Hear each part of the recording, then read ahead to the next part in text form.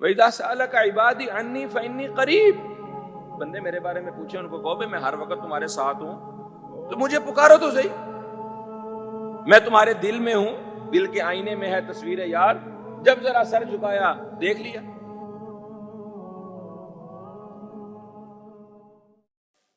جب ایک بندے نے مسلمان ہونے کا اقرار کر لیا، اب اس اپنے اقرار کا ثبوت دینے کے لیے اس کو نماز پڑھنا ہے۔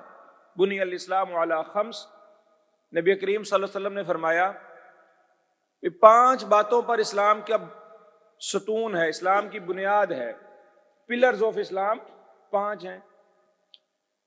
شہادت تو دے دی، کلمہ تو پڑھ لیا، اب اس کے بعد الصلاۃ نماز، والصیام روزہ، والحج والزکوٰۃ حج اور زکوٰۃ۔ اب زکوٰۃ بھی کسی بندے پر ساقط ہو سکتی ہے، اس کے پاس پیسے ہی نہیں ہیں، وہ زکوٰۃ نہیں دے گا، وہ زکوٰۃ کا حکم اس سے ہٹ گیا۔ روزہ ہے، مسافر ہے یا بیمار ہے، روزہ بھی اس سے ساقط ہو گیا، اس سے ہٹ گیا۔ استطاعت نہیں ہے، بیمار ہے، پیسے نہیں ہیں، سفر لمبا ہے، حج بھی اس سے ساقط ہو گیا۔ لیکن یہ نماز ایک ایسی چیز ہے، ایک ایسا رکن ہے، ایک ایسا فرض ہے جو جنگ کے اندر بھی معاف نہیں، انتہائی بیماری کے اندر بھی معاف نہیں۔ اور نبی کریم صلی اللہ علیہ وسلم اس نماز کو ہر خوشی میں اور ہر غم میں، ہر تکلیف میں، ہر آسانی میں، ہر کام میں نماز کو شامل کر لیتے۔ کوئی مشکل میں روزہ معاف ہے، مشکل میں زکوٰۃ بھی معاف ہے، مشکل میں حج بھی معاف ہے، لیکن جب مشکل آئی تو نماز پڑھو۔ خوشی میں بہت سارے اور چیزیں ساقط ہو سکتی ہیں، لیکن نماز پڑھو۔ عیدین آتی ہیں، خوشی کے مواقع، کیا ہے اضافی عید میں؟ نماز کا پڑھنا۔ بارش نہیں برس رہی، نماز پڑھو۔ سورج گرہن ہے، چاند گرہن ہے، نماز پڑھو۔ نبی کریم صلی اللہ علیہ وسلم سفر کے لیے نکلتے، جاتے ہوئے 2 رکعت پڑھتے، واپس آتے آ کر 2 رکعت پڑھتے۔ گویا امی عائشہ رضی اللہ عنہا فرماتی ہیں کہ اللہ کے نبی صلی اللہ علیہ وسلم ہر غم اور ہر ہم کے اندر، فی کل غم و ہم، ہر تنگی اور ہر آسانی کے اندر اللہ کے نبی صلی اللہ علیہ وسلم نماز کو لازم پکڑتے۔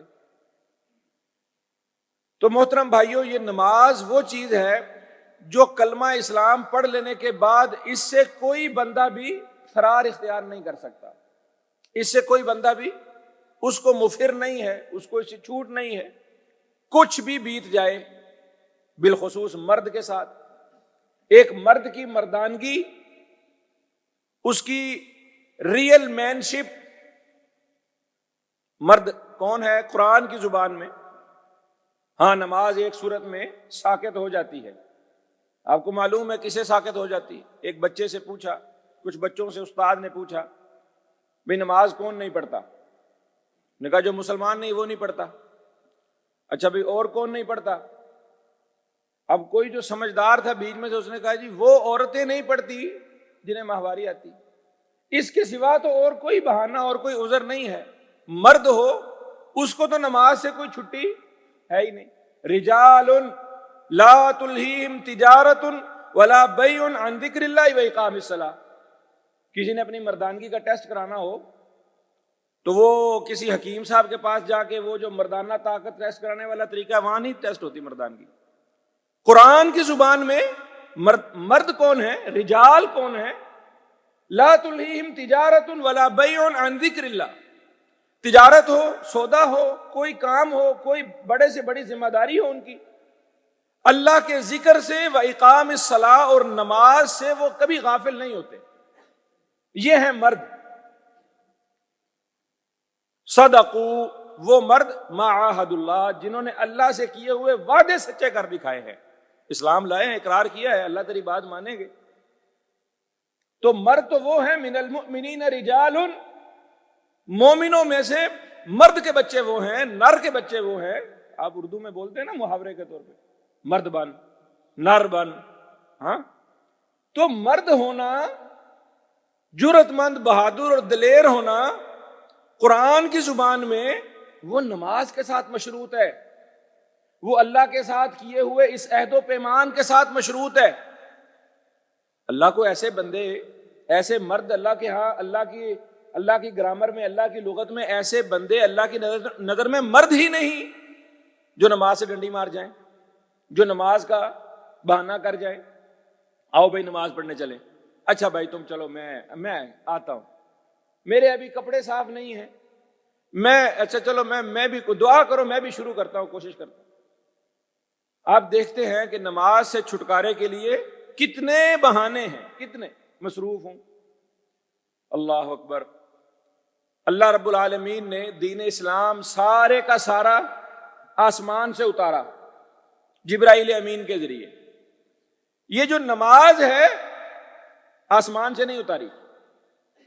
آپ سوچیں گے کیسے؟ نماز کے لیے اللہ کے نبی صلی اللہ علیہ وسلم کو اپنے پاس بلایا۔ معراج، بہت سارے قصے کہانیاں، جب معراج کا ذکر آتا ہے تو اس میں بہت ساری اور حکایتیں، قصے کہانیاں غیر ثابت شدہ، غیر مستند جو ہیں بیان ہوئی ہوتی ہیں۔ اکثر ذکر کرتا ہے کہ جب بھی معراج کا کوئی ذکر آئے تو اس میں بہت ساری جو فضولیات اور بہت ساری خرافات لوگوں کے بیان کی ہوئی ہیں ان کا صفایا کیا جائے، لیکن اپنی بات پر، اپنے موضوع پر رہتے ہوئے اللہ کے نبی صلی اللہ علیہ وسلم کو بلایا۔ التحیات للہ والصلوات والطیبات والسلام علیک ایھا النبی۔ نبی کریم صلی اللہ علیہ وسلم کی طرف سے اللہ کے حضور یہ التحیات پیش ہوئی، بدنی، جانی، مالی، اندرونی، ظاہری، باطنی، ہر طرح کی کل عبادات اللہ تیرے لیے ہیں، اچھا سلامتی ہوا ہے نبی آپ پر بھی۔ پھر نبی کریم صلی اللہ علیہ وسلم نے اپنی امت کو ساتھ شامل کر لیا۔ السلام علینا وعلی عباد اللہ الصالحین، اللہ سلامتی صرف مجھ پر نہیں میری ساری امت پر سلامتی ہو۔ اچھا اب آپ نے کام کیا کرنا ہے کہ اس کو آپ نے نماز میں پڑھنا ہے، اور کتنی دفعہ دن میں؟ 50 مرتبہ۔ اب جب نبی کریم صلی اللہ علیہ وسلم اللہ کے حضور حاضر ہوئے اور آپ صلی اللہ علیہ وسلم کیسے اللہ کے حکم کی نافرمانی کر سکتے تھے یا کیسے اس پر کوئی اعتراض کر سکتے تھے؟ جی جیسے آپ کا حکم۔ لیکن موسیٰ علیہ السلام، انہوں نے چونکہ ایک قوم پہلے ہنڈائی تھی، بنی اسرائیل کو انہوں نے اچھی طرح ٹٹول کر چیک کر کے دیکھا ہوا تھا، تو موسیٰ علیہ السلام جو رستے میں بیٹھے تھے انتظار میں، کہا جی سنائیے کیا گفتگو ہوئی، کیا بات چیت ہوئی؟ کہا جی 50 نمازیں۔ کہا آپ کی امت سے یہ نہیں پڑھی جانی، آپ اللہ سے کچھ تھوڑی سی تخفیف کروا لیں۔ اللہ تعالیٰ نے بھی نبی کریم صلی اللہ علیہ وسلم کی دوبارہ آئے، جی کچھ نمازیں معاف، اللہ تعالیٰ نے کہا ٹھیک ہے 5 چھوڑ دو، 45 کر لو۔ 9 چکر لگائے موسیٰ علیہ السلام نے واپسی کے، کہا اور کم کرا لو، اور کم کرا لو، اور کم کرا لو۔ 9 دفعہ، ہر دفعہ میں 5 نمازیں کم ہوتی گئیں، 5 نمازیں رہ گئیں۔ موسیٰ علیہ السلام نے پھر کہا میری قوم پر 2 تھیں، 2 فجر کی تھی، 2 عصر کی، 2 رکعتیں تھیں اور 2 تھیں، وہ نہیں پڑھتے تھے، 5 کیسے پڑھیں گے؟ پھر اللہ کے نبی صلی اللہ علیہ وسلم نے کہا بس اب نہ، اللہ تعالیٰ نے میری بڑی مانی ہے، بڑی مانی ہے، 9 چکر مارے، ہر چکر میں مجھے چھوٹ ملتی گئی ہے، اب بس اب تھوڑی سی حیا آتی ہے، تھوڑا سا اپنی امت پر بھی میں یہ چاہوں گا کہ میری امت بھی اللہ کی محبت میں، اللہ کی فرما برداری میں، اطاعت میں کم از کم 5 نمازیں تو پڑھے۔ آپ کی امت تو بنی اسرائیل، اللہ تعالیٰ نے ان کے سارے کرتوت رکھے ہیں میری امت کے سامنے، تو کچھ نہ کچھ یہ حیا کریں گے، 5 نمازیں تو پڑھ لیں گے۔ اللہ تعالیٰ نے بھی کہا ٹھیک ہے، 5 پڑھیں گے، ثواب کتنی کا دوں گا؟ 50 کا ہی ثواب دوں گا، 1 نماز کے بدلے 10 کا ہی ثواب دوں گا، پڑھنے والے بنے۔ اللہ اکبر۔ یہ 5 نمازیں اللہ تعالیٰ نے نبی کریم صلی اللہ علیہ وسلم کو اپنے پاس بلا کر تحفے کے طور پر دیں۔ اور میرے بھائیوں، پھر ان نمازوں کے لیے نبی کریم صلی اللہ علیہ وسلم نے کہا آنکھوں کی ٹھنڈک، مجھے اللہ کے نبی صلی اللہ علیہ وسلم، مجھے خوشبو بھی پسند ہے دنیا کی چیزوں میں سے، مجھے عورت بھی پسند ہے، لیکن جو ٹھنڈک، جو راحت، ارحنا یا بلال، بلال اذان دے اس سے ہمیں راحت پہنچے گی۔ قرۃ عینی فی الصلاۃ، میری آنکھوں کی ٹھنڈک نماز۔ اچھا اپنا اپنا ایمان ٹٹول کر دیکھ لیجئے، مولوی صاحب تھوڑی سی نماز لمبی کر دے اگر وہ سنت کے مطابق فجر میں 60 سے 100 آیتیں پڑھ دیں، یا مغرب میں، ہمارے ہاں سب کچھ دگڑ مگڑ ہوا پڑا ہے نا، مغرب کی نماز سب سے چھوٹی پڑھاتے ہیں مولوی صاحب، اور یہ ہر بندے کو بھاگم بھاگ لگی ہوتی ہے مغرب، حالانکہ فجر کے بعد نبی کریم صلی اللہ علیہ وسلم کی نمازوں میں مغرب سب سے لمبی ہوتی تھی، عشاء مختصر ہوتی تھی تھوڑی، فجر اور مغرب تقریباً ایک جیسی لمبی۔ مغرب کے اندر اللہ کے نبی صلی اللہ علیہ وسلم سورۃ طور، سورۃ مرسلات اور اس طرح کی صورتیں پڑھتے تھے۔ خیر ہماری کہاں جرت کہ ہم اتنی لمبی سورت مغرب کی نماز میں پڑھ جائیں، لیکن پھر بھی کوئی 10 سے 15 20 آیتوں والی سورت پڑھ دی جائے تو منہ سے تو نہیں کہے گا، مقتدی نماز میں کہے گا انقذنا یا امام، جان چھڑ ساڈی اللہ دا واسطہ، کتنے پھنس گئے، تو تراویح شروع کر دی ہے نا۔ بھائی جان سوچئے اس بات کو، نوجوان بھی بزرگ بھی، ہماری عادتیں نماز کے بارے میں کیا ہیں کہ نماز کو ہم نے صرف اس لیے پڑھ رہے ہیں کہ بس یار اب کیا کریں، اب نہ جائیں گے مسجد تو بس نماز، لوگ کہیں گے یار مولوی صاحب نے نماز ہی چھڑ دی، داڑھی رکھی تو نماز نہیں پڑھتا۔ یہ نماز عماد الدین، دین کا بھی ستون ہے، اور دنیا کے بھی سارے کام نماز سے سیدھے ہوتے ہیں۔ میں کہا کرتا ہوں ان الصلاۃ تنہی عن الفحشاء والمنکر، اللہ تعالیٰ نے قرآن میں کہا کہ نماز آپ کو فحاشی اور یعنی سے روکتی ہے، برائی، بدکاری، بے حیائی، فضول لغو، بےہودہ کاموں سے روکتی ہے۔ کیسے روکتی ہے؟ کیا فلسفہ ہے، کیا لاجک ہے کہ نماز میں کیا طاقت ہے کہ نماز بندے کو روکتی ہے؟ بھائی سمجھو اس بات کو۔ آپ کسی بندے کے بارے میں یہ پتا چلے آپ کو کہ یہ بندہ 5 وقت کا نمازی ہے، آپ ذرا تصور کریں کہ جو بندہ 5 وقت کا نمازی ہے، فجر میں وہ سو کے اٹھ کر آ گیا ہے، ظہر میں وہ اپنا کام چھوڑ کر آ گیا ہے، عصر اس کی رستے میں کہیں گزر رہی ہے، سفر میں بھی اس نے پڑھ لی ہے، مغرب عشاء وہ بچوں کے ساتھ فیملی کے ساتھ تھا وہ بھی چھوڑ کر اس نے پڑھ لی ہے۔ کیا سیلف ڈیٹرمنیشن ہے، کیا اس کا سیلف کنٹرول ہے، اور اس بندے کا یعنی کیا اس کا ڈسپلنڈ لائف ہے اس کی۔ جو بندہ نماز کے لیے اتنا ڈسپلنڈ ہے، کیا اس کا ضبط نفس، اس کا اپنے آپ پر کنٹرول کسی دوسری برائی کے بارے میں نہیں ہو سکتا؟ یقیناً یہ نماز اس کے اندر آٹومیٹیکلی یہ کیفیت پیدا کرے گی کہ تو نے یہ بھی نہیں کرنا، یہ بھی نہیں کرنا، یہ کرنا ہے، اس وقت کرنا ہے، اس طریقے سے کرنا ہے، اتنا کرنا ہے۔ دن میں اللہ تعالیٰ نے 5 نمازیں جو رکھی ہیں، یہ دنیا کی بھی ایک ٹریننگ ہے، یہ صرف روحانی اور اللہ رب العالمین کے ساتھ تعلق کے جو اس میں فلسفے اور جو حکمتیں ہیں کہ 5 وقت بندہ اللہ کے دربار میں حاضر ہوتا ہے، اللہ کے ساتھ گفتگو، رابطہ، تعلق، ان باتوں کو ابھی ہم بعد میں کرتے ہیں۔ ہمیں ظاہر بات جلدی سمجھ آتی ہے نا، لاجک کی، منطق کی بات جلدی سمجھ آتی ہے۔ تو بھائی آپ کو یہ پتا چلے کسی بندے کے بارے میں کہ وہ تہجد پڑھتا ہے۔ مجھے ایک شخص کے بارے میں، ہمارے عزیز ہی ہیں، ان کی اہلیہ نے یہ بات کی، کسی بندے کے بارے میں سب سے بہترین گواہی اس کے گھر والی دے سکتی ہے۔ اللہ رب العالمین کے بعد کسی ایک انسان کے بارے میں سب سے زیادہ اچھی ستھری شہادت اور گواہی کون دے سکتا ہے؟ اس کے کردار کی، اس کے خلوت کی، وہ اس کی بیوی ہے۔ تو ایک ہمارے عزیز ہیں، ان کی اہلیہ کہنے لگیں کہ یہ جو میرے خاوند ہیں، اپنی شادی کی پہلی رات سے لے کر آج تک، کتنے 20 سال 25 سال شاید کتنے گزر گئے، انہوں نے کبھی رات تہجد کی نماز نہیں چھوڑی۔ اللہ اکبر کبیرہ، بہت بڑا عمل ہے، بہت بڑی بات ہے۔ اس کا اجر و ثواب اللہ تعالیٰ نے کتنا دینا ہے، اور اس بندے کا تہجد پڑھنے کا لیول، معیار کیا تھا اللہ کے ہاں، اس کی قدر و قیمت کیا ہے، یہ میں نہیں جان سکتا، یہ میں نہیں پرکھ سکتا۔ لیکن ایک چیز جو اس میں سیکھنے کی ہے، جو سمجھنے کی ہے، ہر اس بندے کی زندگی میں ڈسپلن کتنا ہے، اس بندے کی زندگی، اس کا اپنی نفس کے اوپر کنٹرول کتنا ہے۔ اپنی محبوب ترین چیز نیند کو چھوڑ دیتا ہے، بیوی کو چھوڑ دیتا ہے، بھوک کو چھوڑ دیتا ہے، اور ڈسپلن کتنا ہے کہ اس نے کبھی نہیں چھوڑی، شادی کی پہلی رات ہو یا اس کے بعد اس کی زندگی میں دکھ، غم، خوشیاں، غمیاں کیسی کیسی نہیں آئی ہوں گی، اس نے نماز نہیں چھوڑی۔ ماتھے پر محراب نہ تلاش کیجئے، اس کا یہ نہ تلاش کیجئے کہ یہ اللہ کے ہاں کتنا متقی، کتنا ولی اللہ ہے۔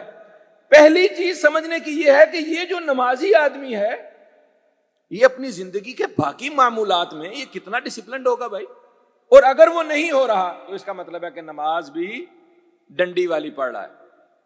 ہمیں بڑی شکایت ہوتی ہے اپنے معاشرے کے ان رویوں پر. شادی کا کھانا لگا ہوا ہے جی، 2-3 گھنٹے انتظار ہو رہا ہے جی، کوئی بندہ پہنچ نہیں رہا. میٹنگ رکھ لی ہے، پروگرام کوئی رکھ لیا ہے، لوگ لیٹ آ رہے ہیں. جو نمازی آدمی ہے وہ بھی لیٹ آ رہا ہے، جو تہجد گزار ہے وہ بھی لیٹ آ رہا ہے. حالانکہ ہونا تو یہ چاہیے تھا ان الصلاۃ کانت علی المؤمنین کتابا موقوتا. یہ جو 5 وقت گھڑی کی سوئی پر ٹک نماز پڑھنے والا بندہ ہے، یہ اپنی زندگی کے باقی معمولات میں بھی اتنا ڈسپلنڈ ہوتا، اتنا پنکچوئل ہوتا، اتنا ٹائم باؤنڈ ہوتا، لیکن نہیں ہو رہا. اس کا مطلب ہے کہ نماز اس پر وہ اثر نہیں ڈال رہی جو دنیا کی زندگی میں اثر ڈلوانا چاہتی. بھائیو، ہمیں اپنے آپ پر ان چیزوں کو غور کرنا ہے. مجھے بھی ہم مولوی صاحب پر تو یہ پریشر ڈال دیتے ہیں، گھڑی کی سوئی ذرا سی سیکنڈوں میں آگے جائے. پہلے تو سوئی والی گھڑی تھی، اب ماشاءاللہ یہ سیکنڈوں والی بھی گھڑی. سیکنڈ اوپر جاتے جاتے ہیں بے چینی، تڑپن، مولوی صاحب کتنے، مولوی صاحب کتنے. بھائی اس گھڑی کے ٹک ٹک کے ساتھ آپ نے اپنی باقی زندگی کے اندر بھی ایک ڈسپلن لانا ہے. یہ نماز سکھا رہی. یہ صرف مولوی صاحب پر پریشر ڈالنے کے لیے نہیں ہے.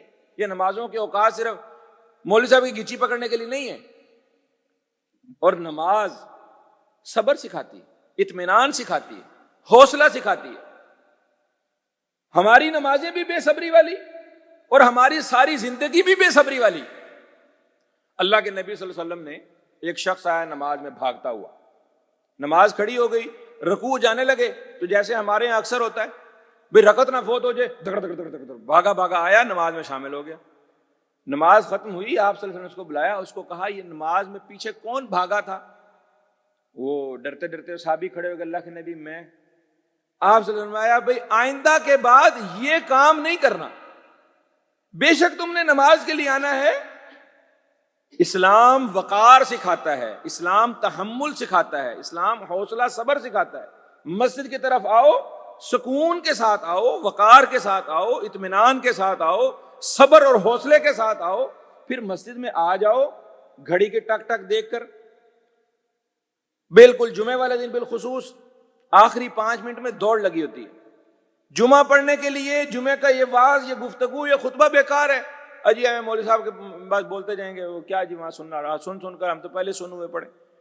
بس نماز کا ٹائم گھڑی کو دیکھ کر بھاگ آنا. اور بہت سارے لوگوں کی زندگی میں نماز صرف ایک جمعے کی ہی ہے. ان کو لگتا ہے ہماری نماز معاف ہو گئی، بخشی گئی، ہم بخشوا لیں گے. اللہ اکبر. شیخ عبد القادر جیلانی رحمہ اللہ، ان کے بارے میں ایک حکایت پڑھی. ظاہری بات ہے امام تھے، متقی اور ولی اللہ آدمی تھے، کثرت سے نماز پڑھنے والے اور کثرت سے اللہ کا ذکر کرنے والے. ان کے سامنے شیطان آ گیا انسان کا روپ دھار کے. اس نے کہا جی میں اللہ کی طرف سے بھیجا گیا ہوں، اللہ کا فرشتہ ہوں، نمائندہ ہوں. آپ نے اتنی عبادت کی، اتنی نماز پڑھی، سب کچھ کیا، تو اللہ کی طرف سے خوشخبری لے کر آئے ہوں کہ آپ کو باقی زندگی کی نمازیں معاف. جیسے ہمارے پیروں فقیروں کو معاف ہے نا، نہ نہانے دھونے کا پتہ، نہ تمیز، نہ کوئی پاک دامنی، نہ کوئی پاک بازی، کپڑے گندے، منہ گندا، گالیاں دے رہے ہیں، بدبو آ رہی. اور جی پیر صاحب نے جی پہنچے ہوئے بزرگ ہیں، بخشوائی ہوئی ہیں جی.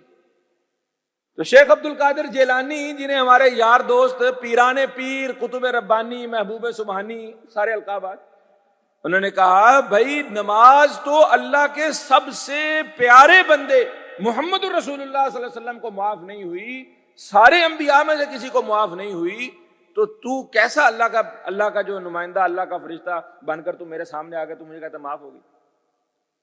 ہم نے، ہمارے نوجوانوں نے یا ہمارے معاشرے میں ہم نے کیسے یہ تصور کر لیا ہے، وہ ایک سجدہ جسے تو گراں سمجھتا ہے 1000 سجدوں سے دیتا ہے آدمی کو نجات. جو نہیں پڑھتے وہ ایک الگ المیہ ہے. جو پڑھنے آتے ہیں نماز ان پر اثر ہی نہیں کر رہی، نماز ان کا اندر باہر کچھ بھی نہیں بدل رہی، نہ نماز ان کی روح میں وہ بے چینی، وہ تڑپ پیدا کر رہی ہے جو ہونی چاہیے، اور نہ نماز ان کی دنیاوی زندگی کے اندر. حضرت عمر رضی اللہ تعالیٰ عنہ جس بندے کو بھی اپنا ذمہ دار گورنر بنا کر بھیجتے، اس کو کہتے ان اہم امورکم عندی الصلاۃ. دنیا کے سارے کاموں میں، یعنی وہ نماز کو صرف دین کا کام نہیں سمجھتے تھے، وہ کہتے تھے تمہارے ذمے جتنے میں نے کام لگائے ہیں رعایا کی خدمت کرنی ہے، لوگوں کا خیال کرنا ہے، نظام درست چلانا ہے، یہ تمہاری ذمہ داریاں ہیں۔ جاب ڈسکرپشنز کے اندر سب سے ٹاپ پرائرٹی پہ میرے نزدیک، حضرت عمر کہتے تھے میرے نزدیک سب سے ٹاپ پرائرٹی تمہاری کیا ہے؟ نماز۔ نماز تم صحیح وقت پر پڑھ رہے ہوگے تو تمہارے باقی سارے کام صحیح وقت پر ہو رہے ہوں گے۔ میرے بھائیوں، یہ وہ نماز جس کے لیے اللہ کے نبی صلی اللہ علیہ وسلم نے کبھی اس کی چھوٹ، کبھی اس کی طرف سے رخصت، اور اللہ تعالیٰ نے آسمان پر بلا کر اس کو فرض کیا، کبھی اس پر رخصت نہیں دی۔ ہم لوگوں کو چاہیے کہ ہم اس نماز کے بارے میں فکر کریں، اس نماز کے بارے میں اپنے اپنے گریبان میں جھانکیں، سوچیں کہ کیا یہ نماز ہماری زندگی میں کوئی تبدیلی لا رہی، ہمارے اندر باطن کو کچھ تبدیل کر رہی۔ مسجد میں آ جانے کے بعد، نماز پڑھنے کے بعد دیکھیں کیا یہ جو اللہ رب العالمین کے ساتھ میری گفتگو ہوئی، یہ جو نماز پڑھی، میں نے کیا بولا، اللہ تعالیٰ نے آگے سے کیا جواب دیا ہوگا۔ وجہت وجہی للذی فطر السماوات والارض، یہ وجہت کا کیا معنی ہے؟ توجہ، میری پوری توجہ اللہ کی طرف۔ یہ روحانی اسپیکٹ ہے۔ جب آپ مسجد میں آ جائیں تو پوری توجہ اللہ کی طرف۔ یہ مولویوں کا سارا پکھنڈ ختم ہو جائے گا جن سے آپ کو اعتراض ہے نا۔ اور یہ جو نماز ہے یہ اس مولوی ازم کی کمر توڑتی ہے۔ یہ جو ملا و بادشاہ، وہ فارسی کا ایک شعر ہے کہ انہوں نے مل کر جو بیڑا غرق کیا ہے دین کا، یہ اس سارے فلسفے کی کمر توڑتی ہے۔ اقیم الصلاۃ ولا تکونوا من المشرکین، یہ جو فلسفہ ہے میں گندا بہت ہوں، میں گناہگار بہت ہوں، میں کمزور بہت ہوں، اللہ میری سنتا کہاں ہے، درمیان میں کسی کو ڈالنا پڑے گا، کوئی دربان، کوئی داروغہ، کسی کو رشوت دے کے، کسی کو چلا کر۔ تو یہ جو سارے صوفی، یہ جو سارے بابے، یہ جو سارے عامل، یہ جو سارے پیر، یہ جو بنے بیٹھے ہیں، وہ کیوں؟ کچھ ہمیں دو تو ہم تمہاری اللہ تک پہنچائیں۔ حالانکہ اس نماز نے اللہ کے ساتھ ڈائریکٹ رابطہ۔ توحید کا اقرار کرنے کے بعد سب سے پہلی چیز سمجھنے کی یہ تھی، وَإِذَا سَأَلَكَ عِبَادِي عَنِّي فَإِنِّي قَرِيب، بندے میرے بارے میں پوچھیں، ان کو کہو میں ہر وقت تمہارے ساتھ ہوں، تو مجھے پکارو تو صحیح، میں تمہارے دل میں ہوں، دل کے آئینے میں ہے تصویر یار، جب ذرا سر جھکایا دیکھ لیا۔ بھئی اللہ رب العالمین سے ملاقات کے لیے آپ حاضر ہوئے ہیں، لباس اچھا، انداز اچھا، دل کی توجہ، جسم کی توجہ، خشوع اور خضوع، وقت کی پابندی، صبر اور تحمل کا مظاہرہ۔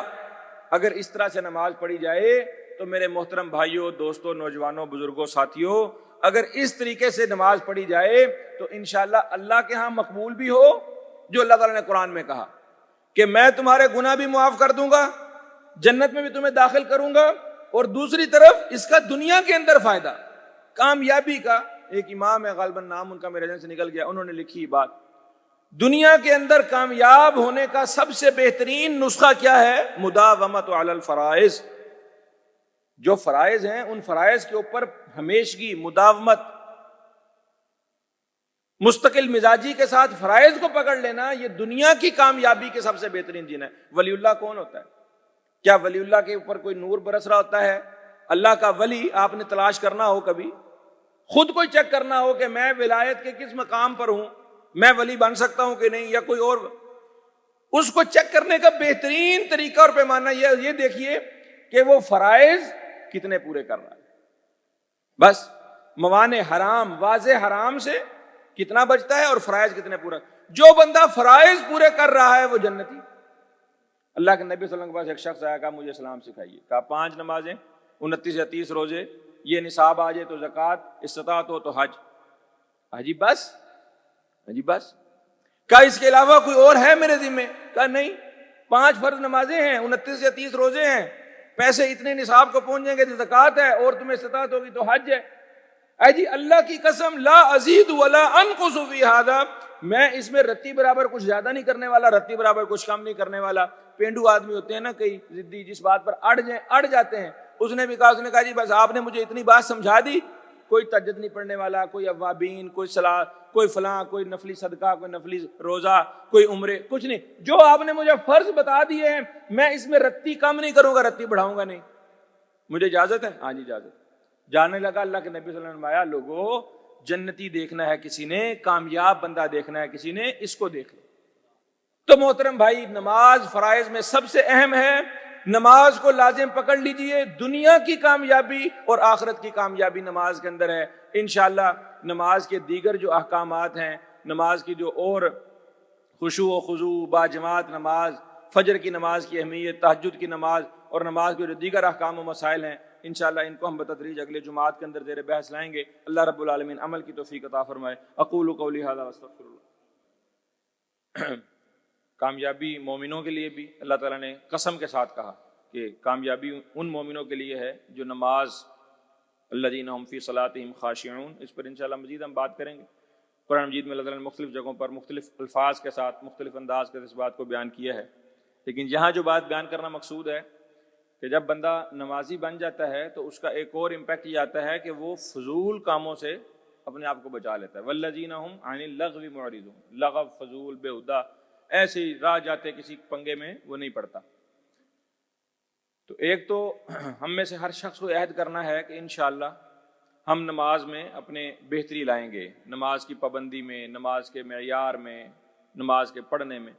اور جیسا کہ آج آخری دن ہے سال کا، اگرچہ کل کا دن کوئی نئے انداز سے طلوع نہیں ہونے والا، کل بھی یہی سورج نکلے گا، یہی دن چڑھے گا، ایسا ہی موسم ہوگا، یہی سب لوگ ہوں گے، لیکن ایک ذہنوں کے اندر ایک بات ہوتی ہے کہ بھی نیا سال آ رہا ہے، نیا سال آ رہا ہے، نئے سال، پچھلے سال میں کیا کھویا، نئے سال میں کیا کرنا ہے۔ تو سب سے بہترین جو وعدہ اللہ کے ساتھ یا اپنے ساتھ کیا جا سکتا ہے، میں سمجھتا ہوں کہ ہم میں سے ہر شخص کو جو یہاں موجود ہے ان کو یہ وعدہ کرنا چاہیے کہ اگلے سال میں اپنی نمازوں کو مستقل کر لوں، اور یہ جو آج کی رات گزرے گی، نیو ایئر ایوننگ یا نیو ایئر نائٹ یا پھر اگلے دن کے چڑھنے کا یہ جو سارا جشن ہے، تماشا ہے، اس کے اندر جو اللہ گلہ ہے، یہ سب موج مستی، یہ جو ہمارے معاشروں کے اندر بھی آہستہ آہستہ سرایت کرتی جا رہی ہے، میرے بھائیوں، نوجوان ساتھیوں، یہ کافروں کی نقالی ہے، یہ کافروں کی رسم و رواج ہیں۔ مسلمانوں کا نہ یہ سال ہے، نہ مسلمانوں کا یہ کوئی انداز ہے۔ اگر مسلمانوں کے لیے خوشی کا کوئی موقع ہوتا بھی صحیح، تو بھی مسلمان نماز سے، اللہ کے ذکر سے اپنی خوشیاں مناتے ہیں۔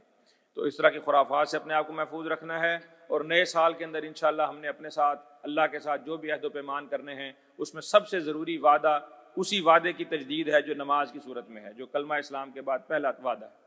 ربنا تقبل منا انك انت السميع العليم وتب علينا انك انت التواب الرحيم۔ سبحان ربك رب العزة عما يصفون وسلام على المرسلين والحمد لله رب العالمين۔